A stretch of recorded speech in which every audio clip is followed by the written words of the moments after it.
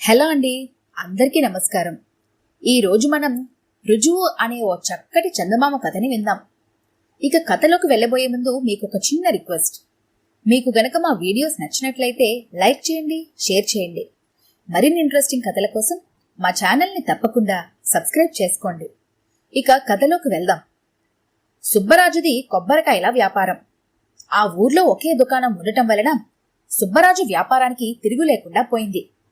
లాభాలు తగ్గుతున్నప్పుడల్లా కొత్త కొత్త చిట్కాలు ఉపయోగిస్తూ తన వ్యాపారానికి డోకా లేకుండా చూసుకునేవాడు. వ్యాపారంలో తనకు తోడుగా కొడుకు సోమరాజును ఉంచుతూ తర్ఫీదు ఇవ్వటం ప్రారంభించాడు.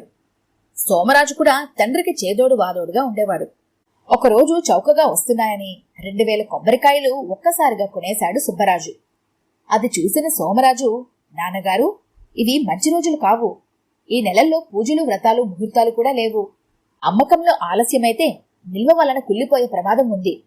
ఇలా అయితే నష్టాల్లో కూరుకుపోతామేమో అని అనుమానాన్ని వ్యక్తం చేశాడు.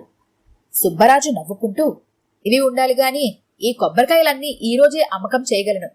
అందుకు ఒక చిట్కా కూడా ఆలోచించి ఉంచాను అన్నాడు. ఇంతలో దుకాణానికి సుగుణ అనే ఇల్లాలు వచ్చింది.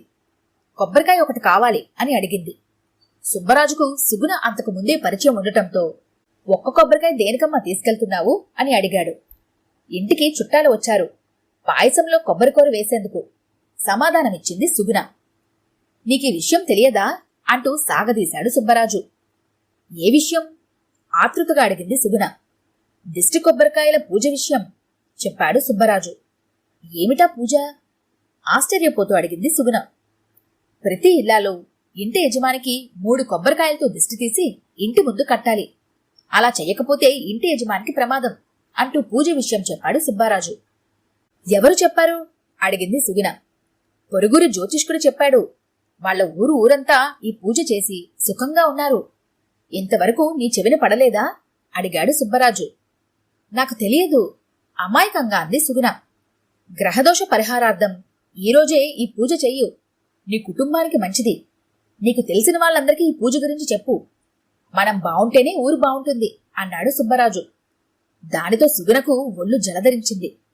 భయంతో 3 కొబ్బరికాయలు అడిగి డబ్బులు చెల్లించి వెళ్ళిపోయింది. ఈ పూజ గురించి పొరుగురు జ్యోతిష్కుడు ఎప్పుడు చెప్పాడు నాన్న అడిగాడు సోమరాజు. అదేరా చిట్కా అంటే. మనుషులు మూఢనమ్మకాలకు బానిసలు. నేను వేసిన ఎత్తులో అందరూ చిత్తు కావాల్సిందే చూడు. ఇక పెరుగుతుంది కొబ్బరికాయల అమ్మకాల జోరు నవ్వుకుంటూ గర్వంగా చెప్పాడు సుబ్బరాజు. మూఢనమ్మకాలను ప్రోత్సహించడం తప్పు కదా అడిగాడు సోమరాజు. అందరికీ ఇది మూఢనమ్మకమైతే నాకు మాత్రం వ్యాపార రహస్యం అంటూ సమర్థించుకున్నాడు సుబ్బరాజు. సుబ్బరాజు అనుకున్నట్టే సుగుణ ద్వారా ఈ పూజ విషయం ఊరంతా పాకింది. సాయంత్రం లోపే కొబ్బరికాయలన్నీ అమ్మేశాడు. లాభంగా వచ్చిన 2000 వరహాలను చూసి మురిసిపోయాడు. దుకాణం మూసి తండ్రి కొడుకులిద్దరూ ఇంటికి వచ్చారు. ఎదురుగా సుబ్బరాజు భార్య సుమతి వచ్చి, కొబ్బరికాయలు తెచ్చారా? దిష్టి పూజ చెయ్యాలి అంటూ ఆతృతగా అడిగింది. కాయలన్నీ అమ్ముడిపోయాయి.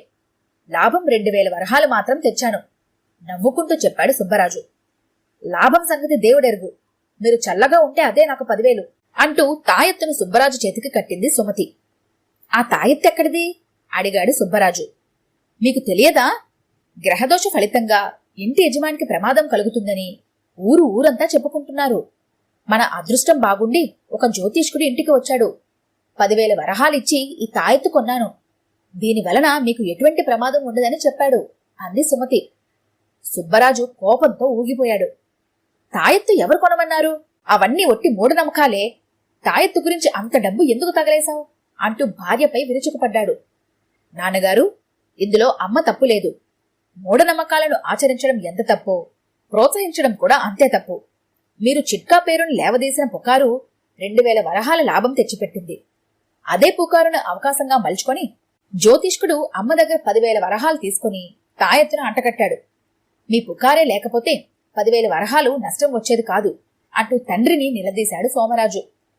ఈ పుకారు లేవదీసింది తమరా అంటూ కోపంగా చూసింది సుమతి.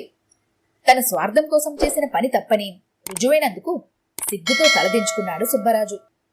ఇటువంటి మరిన్ని ఇంట్రెస్టింగ్ కథల కోసం మా ఛానల్ని తప్పకుండా సబ్స్క్రైబ్ చేసుకోండి.